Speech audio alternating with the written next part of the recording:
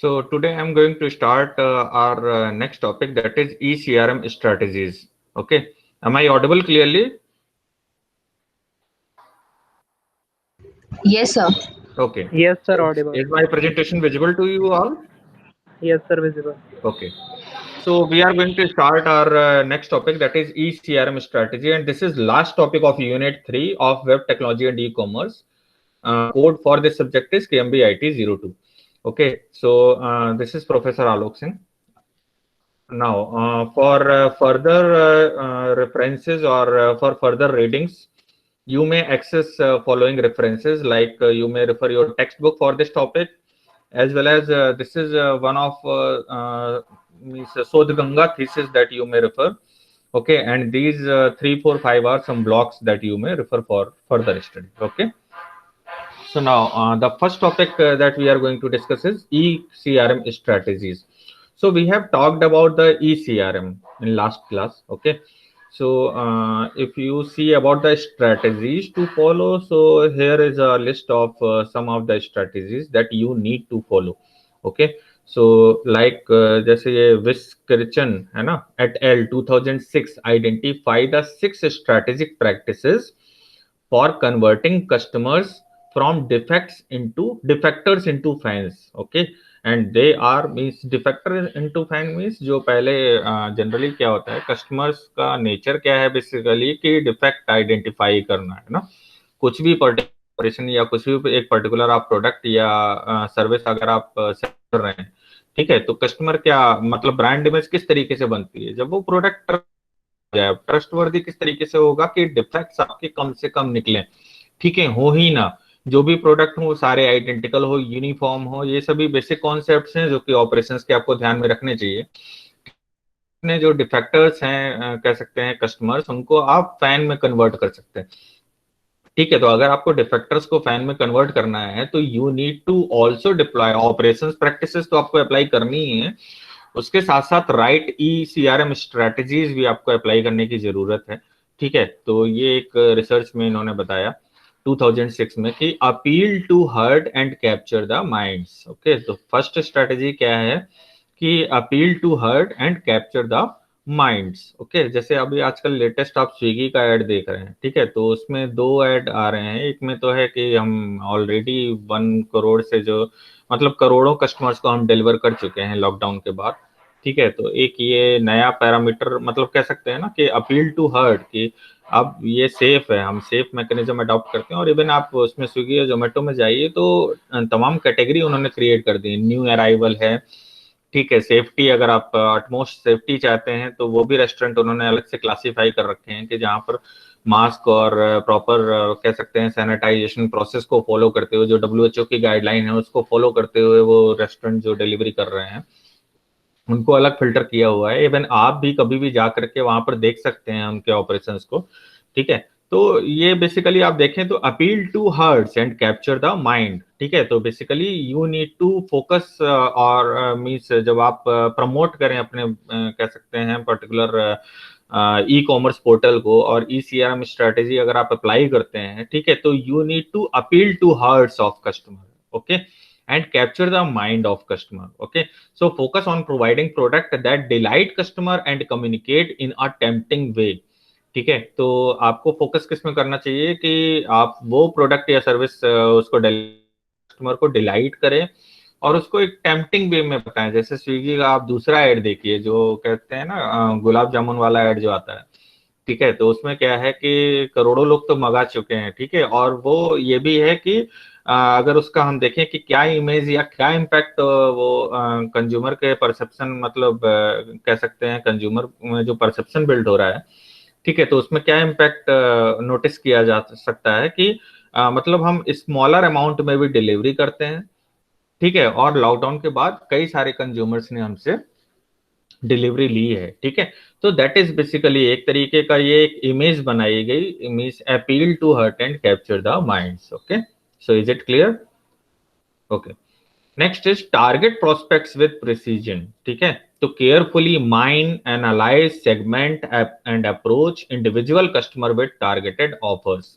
ठीक है, आप आजकल देखिए ई कॉमर्स एरिया या मतलब किसी भी जगह आप देखिए तो कस्टमाइजेशन, मास कस्टमाइजेशन, ग्लोबलाइजेशन, इसको फॉलो करते हैं। अब कस्टमाइजेशन देखिए, हर एक कस्टमर के हिसाब से आप प्रोडक्ट को कस्टमाइज करते हैं ऐसा पॉसिबल नहीं है, लेकिन फिर भी कंपनी जिसके लिए काम करने लगी है, चैटबॉट्स वगैरह आप देखिए तो हर एक कंपनी अब अप्लाई करने लगी है कि अगर आपको कुछ कस्टमाइजेशन फर्दर आपका क्वेरी रिजोल्यूशन या कुछ और अगर आपको चाहिए तो वो भी आपको इंडिविजुअल बेसिस पर प्रोवाइड किया जाए। ठीक है, तो कह सकते हैं कि every individual customer is unique for you, है ना। तो treat like that means target prospects with precision.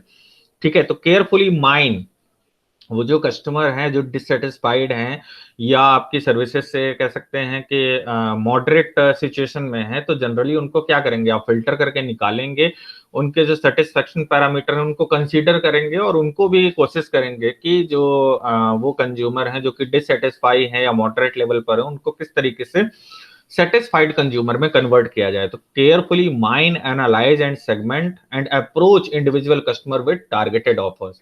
तो आप उनको क्या करेंगे, टारगेटेड ऑफर्स कह सकते हैं कि अलग अलग क्लासिफिकेशन करके और उस टाइप के जो भी कस्टमर है उनके लिए नए टारगेट या नए सेगमेंटेड प्रोडक्ट या नई ऑफरिंग्स आप उनको डिलीवर करेंगे। ठीक है, so that is the another ECRM strategy that you need to follow means target prospect with precision कह सकते हैं प्रिसाइज करते हुए इंडिविजुअल लेवल पर भी आप कस्टमाइजेशन आप वहां पर इम्प्लीमेंट कर पा रहे हैं। ठीक है, जैसे अभी मैंने कल ही आपको एग्जांपल दिया था कि स्विगी जोमेटो जैसे हैं, तो अब इसमें क्या है कि आप जैसे ही ऑर्डर करते हैं तो उसके बाद उनका चैटबॉट्स या चैट एक्टिव हो जाती है ना। तो if you want to chat, ठीक है, पहले मैसेज आएगा कि जो आपका ऑर्डर है वो रेस्टोरेंट को प्लेस कर दिया गया है। ठीक है, and if you want further कुछ आप मॉडिफिकेशन करना चाहते हैं तो यू में गो फॉर दैट। ठीक है, एलिजा आप देख सकते हैं जो उसका शायद आईआरसीटीसी का है। ठीक है, तो वो भी एक चैटबॉट है। तो इस तरीके के चैटबॉट बेसिकली है क्या कि आप टारगेट प्रोस्पेक्ट्स विद प्रिसीजन को इम्प्लीमेंट कर सकें, है ना, जो अलग अलग इंडिविजुअल कस्टमर्स हैं। ठीक है, और कह सकते हैं कि हर एक कस्टमर आपके लिए यूनिक है, तो उनको आप किस तरीके से सेटिस्फाइड कस्टमर में कन्वर्ट करें, तो उसके लिए ये सब सीआरएम प्रैक्टिसेस हैं। ठीक है, जो हम जनरली आजकल चैटबॉट्स वगैरह का इस्तेमाल कर रहे हैं। ठीक है, next is win over new customer early. ठीक है, मींस जो आपके नए कस्टमर्स हैं उनको आप लॉयल बनाएं, एक्वायर करें, एक्वायर करने के बाद उनको फॉलो अप करें। ठीक है, उनको नए नए ऑफर्स दें जिससे कि वो कस्टमर आपके अलावा और किसी दूसरे कंपटीटर के पास ना जाए, क्योंकि आजकल देखिए इंटरनेट एज है और कह सकते हैं कि ग्लोबलाइजेशन है। ठीक है, तो हर कोई मतलब आप किसी भी बिजनेस में आपके कंपटीटर ना हो ऐसा पॉसिबल नहीं है। ठीक है, आप कुछ भी यूनिक अगर कुछ प्रैक्टिस आप अप्लाई करते हैं तो तुरंत आप देखिए तो जल्दी ही उस मार्केट में कंपटीटर आ जाते हैं और आपसे बेहतर प्रिपरेशन के साथ आ जाते हैं। ठीक है, तो अब इसमें जरूरी है कि जो भी आपके कस्टमर्स हैं, जो आपने कस्टमर एक्वायर किए हैं, उनको आप रेगुलर फॉलो अप करें। ठीक है, उनको नए नए offers, compelling offers time to time आप देते रहें। तो that is basically this point means win over the new customers early. Okay, the likeliest time to lose customers is soon after acquisition. ठीक है, तो जनरली हम कस्टमर को कब लूज कर देते हैं, हमने एक्वायर किया, एक्वायर करने के बाद उन पर ध्यान नहीं दिया। ठीक है, उनका जो कह सकते हैं परसेप्शन, कंज्यूमर का perception time to time change होता रहता है। ठीक है, तो अगर हमने उस जो चेंज है उसको हमने माइंड नहीं किया तो वहां पर हमें प्रॉब्लम हो सकती है कि we will lose our customers. So basically you need to regular follow up and make the compelling offers to your new customers. Okay, तो आप देखिए जनरली आप डेली बेसिस पर आप देखते हैं कि हर एक जो ई कॉमर्स साइट है वो कूपन्स निकालती है ना, कि today deal, great deal, that additional 10% of, additional 20% of, है ना। तो वो सब बेसिकली क्या है कि डील्स हैं, जनरली कस्टमर्स के लिए कंपेलिंग ऑफर्स हैं कि कस्टमर अगर या डिलीवरी चार्जेस फ्री हैं, है ना, इतने से ऊपर अगर आप ऑर्डर करते हैं, 300 से ऊपर या 500 से ऊपर आप ऑर्डर करते हैं तो डिलीवरी क्या होगी, फ्री ऑफ कॉस्ट होगी। ठीक है, तो ये सब क्या है, बेसिकली कंपेलिंग ऑफर्स हैं। ठीक है, तो आप देखिए तो ऑफलाइन क्यों नहीं परचेज करें, है ना। तो अब आजकल तो आप देखिए तो होलसेल मार्केट तक भी सभी की एक्सेस है। ठीक है, वहां पर जाकर के कंज्यूमर परचेज कर लेगा, लेकिन अगर उसे ऑनलाइन और भी सस्ता मिल रहा है और भी बेटर डील मिल रही है, देन ओनली ही और she will look for that online offer. Okay, so basically you need to regularly कह सकते हैं आपको मैप करना है प्राइसेस को, रेगुलरली आपको ऑफर्स अपडेट करने हैं अपने, जिससे कि जो आपके कस्टमर हैं उनको आप लॉन्ग टाइम तक मेंटेन कर सकें। ठीक है, लॉयल्टी मतलब उनकी मेंटेन कर सके, तो that you need to focus. Okay, तो this is the next strategy of third strategy of eCRM. Okay, defined by this person in 2006। Next is manage the experience. ठीक है, तो नॉट जस्ट द अकाउंट। ठीक है, तो experience को manage करें। ठीक है, deliver on your pledges and measure customer perception of your service specially for the critical moments of truth. ठीक है, तो आप क्या करें, जो आप अपना एक्सपीरियंस है उसको मैनेज करें, अकाउंट को मैनेज ना करें। ठीक है, जनरली होता क्या है, कितना हमारे पास रेवेन्यू आया हम उसी पर फोकस करते रह जाते हैं, और कस्टमर एक्सपीरियंस जब वर्स्ट कह सकते हैं, डिससेटिस्फाइड, ज्यादा डिससेटिस्फाइड कंज्यूमर हो जाते हैं, वो फिर आपके लिए एक नेगेटिव इम्पैक्ट होता है, और फिर फर्दर कह सकते हैं कि जो आपका अकाउंट है वो भी नहीं बढ़ेगा। ठीक है, तो you need to focus on your pledges. ठीक है, जो आपने कमिटमेंट की है कस्टमर के साथ, उस कमिटमेंट को आप कंसीडर करें। ठीक है, measure the customer perception of your service, और जो भी आपका कह सकते हैं, जो भी आप सर्विस डिलीवर कर रहे हैं या जो भी आप प्रोडक्ट डिलीवर कर रहे हैं, तो उसमें कंज्यूमर का परसेप्शन क्या है उस पर्टिकुलर सर्विस को या उस पर्टिकुलर प्रोडक्ट को कंज्यूम करने के बाद, क्या आपका कस्टमर डिलाइटेड फील कर रहा है। ठीक है, तो वो आपको कंसीडर करना है, specially for critical moment of truth, है ना। और जो आपने कमिट किया है एटलीस्ट आपको उतना फॉलो करना चाहिए। ठीक है, मींस जो भी क्वालिटी पैरामीटर है। ठीक है, अब देखिए कंज्यूमर्स डिमांड्स आर अनसेटिएबल, जिसको किसी भी कंडीशन में पूरा नहीं किया जा सकता है। ठीक है, लेकिन आप देखिए जैसे ऑटोमोबाइल है, तो ऑटोमोबाइल में बीच में जैसे डेवलपमेंट कम हो गए थे। ठीक है, फर्दर किसी भी इंडस्ट्री में आप देखिए जब इनोवेशन या अपडेशन नहीं होते हैं, तो वो इंडस्ट्री कह सकते हैं, जो आपने लाइफ साइकिल पढ़ा है ना, तो वो डेड की तरफ मूव करती जाती है। मतलब अगर आप सिमिलर प्रोडक्ट ही कस्टमर को देते रहेंगे, उसमें कोई मॉडिफिकेशन नहीं करेंगे, तो कह सकते हैं कि उसमें उस इंडस्ट्री में आपको बहुत ज्यादा ग्रोथ देखने को नहीं मिलेगी। ठीक है, तो अब आप देखिए तो लगातार जो कह सकते हैं कि नए नए प्रोडक्ट में, इवन कुकिंग में भी आप देखिए, फूड में। ठीक है, तो डेली कई सारे कह सकते हैं कि इनोवेशंस होते हैं, नई नई डिशेस लोग ट्राई करते हैं।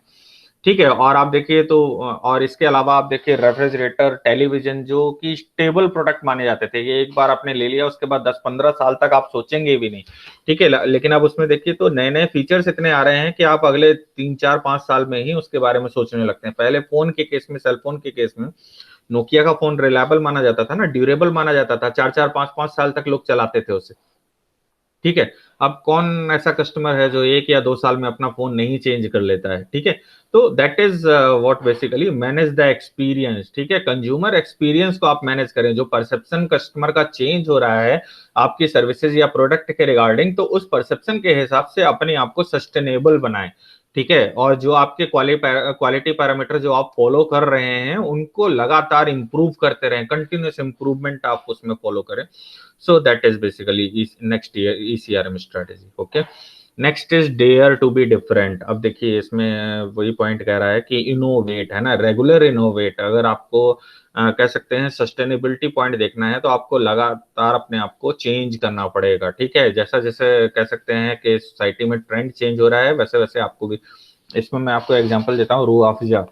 ठीक है, लगातार पिछले 70-80 सालों से वो सेम फ्लेवर अपना दे रहे थे, लेकिन अभी पिछले कुछ सालों में इन्होंने अपनी प्रोडक्ट लाइन और बढ़ाई है। ठीक है, नए नए प्रोडक्ट्स और इंट्रोड्यूस किए हैं। ठीक है, तो that is what the innovate, है ना। बेसिकली आप अगर सेम फ्लेवर या सेम टेस्ट या सेम प्रोडक्ट के साथ बहुत लंबे टाइम तक नहीं बने रह सकते, उसमें लगातार आप चेंज लाइए, R&D करिए, क्या और मैं नया कर सकता हूँ। ठीक है, और वो किसके बेसिस पर होगा कि कस्टमर क्या चाहता है। ठीक है, कस्टमर अल्टीमेटली, अब जैसे टेलीविजन का मैं बताऊं, तो टेलीविजन में आप क्या देखते हैं, जो आपके क्वालिटी पैरामीटर हैं वो क्या है, कि picture quality should be better, है ना। लगातार आपको जो है आप देखिए HD, फिर अल्ट्रा HD, और उसमें कर्व्ड। ठीक है, तो आप क्या कर रहे हैं, 3D और इवन और भी फर्दर अब आगे आने वाले टाइम में जो भी कह सकते हैं इनोवेशन होंगे या हो रहे हैं। ठीक है, कर्व्ड, अल्ट्रा HD और बहुत सारे हैं। ठीक है, स्मार्ट टेलीविजन, कि कुछ भी आप देखना चाहें तो वो इंटरनेट से भी देख सकते हैं। अब आप देखिए ना, नेटफ्लिक्स आया, नेटफ्लिक्स और ये हॉटस्टार और बहुत सारे ऐसे आप ओटीटी बेस्ड जो प्लेटफॉर्म हैं, और उनकी वजह से अब स्मार्ट टेलीविजन प्रेफर किए जाते हैं। लेकिन स्मार्ट टेलीविजन में तो अभी उसमें जो HD या अल्ट्रा HD है वो इम्प्लीमेंट नहीं हुआ है, तो वो उस पर फर्दर काम चल रहा है। ठीक है, तो innovate, continuous innovate, okay, and but ensure the simplicity and the value.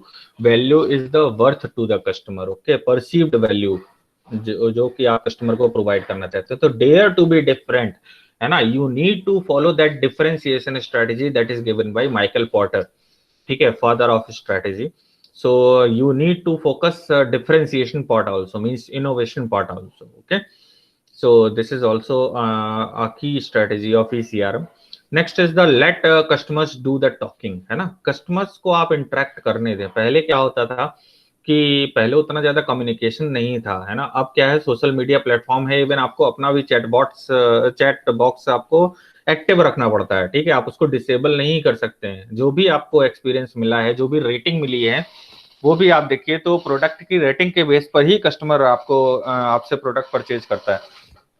तो let customers do the talking, है ना। कोई नया प्रोडक्ट आपने मार्केट में लॉन्च किया है तो कस्टमर सबसे पहले क्या देखेगा, बाकियों के क्या एक्सपीरियंस रहे हैं, है ना। तो survey customers about their latest experience and ask for permission to follow up a problem reported to the help desk.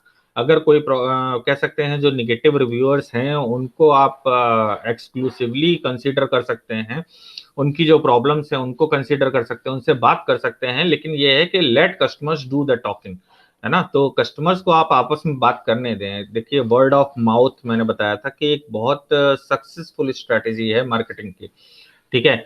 अगर आप सेटिस्फाइड कस्टमर हैं तो आप 4 लोगों को बताएंगे, और अगर आप डिससेटिस्फाइड हैं तो और ज्यादा लोगों को बताएंगे, ठीक है। तो आप कस्टमर को बात करने से तो नहीं रोक सकते हैं, ठीक है। तो बेटर है कि आप कस्टमर का जो भी कह सकते हैं पैरामीटर्स है उनको सर्वे करिए, उनके लेटेस्ट एक्सपीरियंस को काउंट करिए, और अगर कोई कह सकते हैं लूप होल है या अगर कोई डिफेक्ट के पैरामीटर्स हैं तो उनको कंसीडर करिए और उसमें फर्दर इंप्रूवमेंट लाइए, ठीक है। तो that is basically quality era, ठीक है। कॉस्ट फोकस में तो क्योंकि कस्टमर ही कॉस्ट सेंसिटिव है तो वो तो क्वालिटी नहीं देखता था, वो ये देखता था हाँ ये प्रोडक्ट होना चाहिए, ठीक है।